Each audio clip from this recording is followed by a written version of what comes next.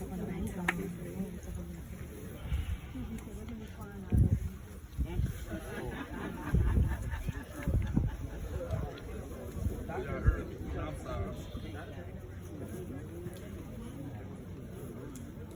gonna be flying.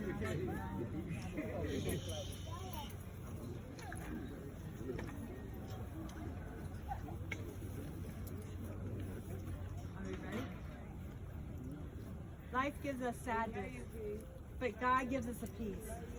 It's a peace that passes all understanding. It's a peace that only He can provide.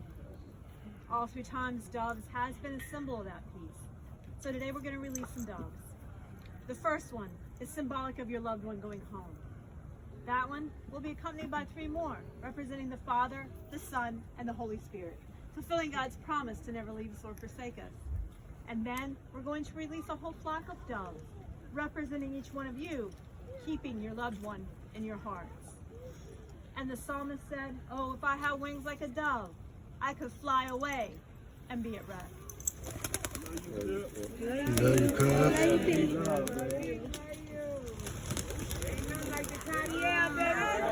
Yeah.